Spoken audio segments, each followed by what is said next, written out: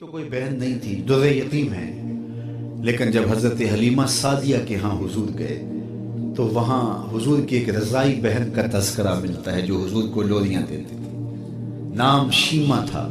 तो शाम के वक्त जब ख़वातीन खाना पकाने में मसरूफ़ होने लगती तो बहनें वीर उठा करके बाहर ले जाती। हर बहन का ख्याल ये होता कि मेरे वीर से सोना ज़माने में कोई नहीं। कहते हैं खूबसूरती देखने वाले की आंख में होती है। जिसके वीर का रंग सोना होता तो वो कहती रंग नहीं तो कुछ भी नहीं है, और जिसके नकूश तीखे होते तो वो कहती कि रंग का क्या है, हुस्न तो नकूश में होता है। जिसकी आंखें खूबसूरत होती वो कहती मेरे वीर की झील जैसी आंखें तो देखो। अब यही बनु साद के मोहल्ले में होता, बच्चियां अपने वीर उठा के ले आती है, कहती मेरे वीर वर्गा कोई नहीं, दूसरी कहती मेरे वीर जैसा नहीं। इतने में हजरत शीमा अपना वीर मोहम्मद उठा के ले आते और दूर से कहती नहीं मेरा वीर भी आ गया, तो सबके सर झुक जाते थे, कहते नहीं नहीं नहीं नहीं शीमा तेरे वीर का मुकाबला तो नहीं ना, हम तो आपस में बात कर रही हैं। और फिर जब किसी बहन के वीर को मुतफिका तौर पे सारी कह दें कि तेरा वीर ही सोना है तो फिर उसका फख्र तदीदनी होगा, फिर उनका ज़ौक़ आसमान को छूने लगता। इब्ने हश्शाम सीरत की सबसे पहली किताब, उसमें ये वाक़या लिखा है कि फिर हज़रत शीमा हुजूर को अपनी आगोश में लेकर समेटती और फिर चूमती और फिर वो लोरी देती, और वो लोरी के लफ्ज़ भी लिखे हैं, रब्बना अब्क़ि लना मुहम्मदा हत्ता अराहु याफ़िअन व अमरदा। अल्लाह मेरे वीर मोहम्मद को सलामत रखना। आज ये पालने में बच्चों का सरदार है, कल वो लम्हे आए जवानों का भी सरदार। और फिर झूम जाती और क्या खुशी उनकी दीदनी होती। और फिर वो मंजर भी आया कि हुजूर अलैहिस्सलाम मक्के चले गए और ये जवान हुई और फिर इनकी शादी किसी कबीले में हो गई। आका करीम ने ऐलान नबुव्वत किया, 13 साल का वक्त कटा और फिर हुजूर मदीना शरीफ चले गए।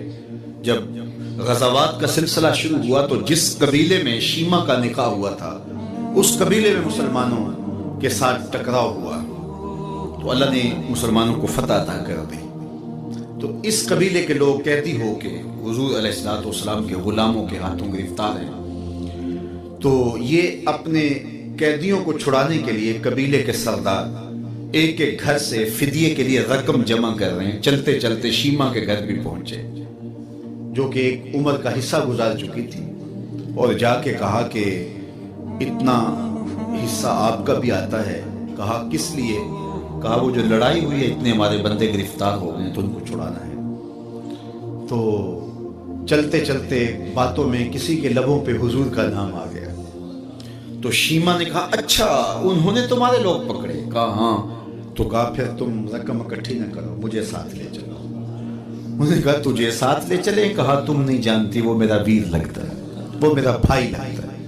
कौम के सरदारों के साथ हजरत शीमा हुजूर के नूरी खैमों की जानब जा रही हैं और सहाबा नंगी तलवारों से पहरा दे रहे। ये मक्की दौर तो था नहीं, ये मदनी दौर था।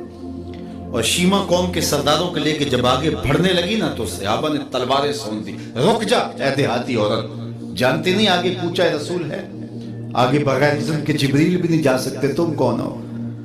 तो शीमा ने जो लफ्ज कहे वो लफ्ज नहीं है। उसने कहा खल्लू सबीली वालम अना उख्तु नबीयकुम, मेरी राहें छोड़ दो, तुम जानते नहीं मैं तुम्हारे नबी की बाजी लगती हूं। तलवारें झुक गई, आंखों पर पलकों के चिलमने आ गए, रास्ता छोड़ दिया। हुजूर के खैमा नूरी में दाखिल हुई तो हुजूर ने देखा, पहचान लिया, उठ के खड़े हो गए। फरमाया बहन कैसे आना हुआ? आपके लोगों ने हमारे कुछ बंदे पकड़े, छुड़ाने आई। तो फरमाया बहन तूने जहमत गवारा क्यों की? तू पैगाम भेज देती मैं यूं ही छोड़ देता, लेकिन तुम आ गई हो, अच्छा हुआ मुलाकात हुई। फिर हुजूर ने कैदियों को छोड़ने का ऐलान किया और कुछ घोड़े और चंद जोड़े हजरत शीमा को हुजूर ने तोहफे के तौर पे दिए। वीरों के दरवाजे पर बहनें आए तो वीर खाली तो मोड़ा नहीं करते, तो हुजूर ने बहुत कुछ अता किया। और फिर रुखसत करने खैमे से बाहर आए तो सहाबा की जमात मुंतज़िर थी। फरमाया सहाबा जब मैं कैदी छोड़ा करता हूँ मेरी आदत तुम्हें मालूम है कि मैं पहले तुमसे मुशावरत किया करता हूँ। आज ऐसा मौका आया कि मैंने तुमसे मुशावरत भी नहीं की और कैदी भी छोड़ दिए। कहा जो चाहें आप करें, लेकिन क्यों मुशावरत नहीं फरमाई हुजूर? अगर इरशाद फरमा दें तो फरमा इसलिए कि मेरे दरवाजे पे मेरी बहन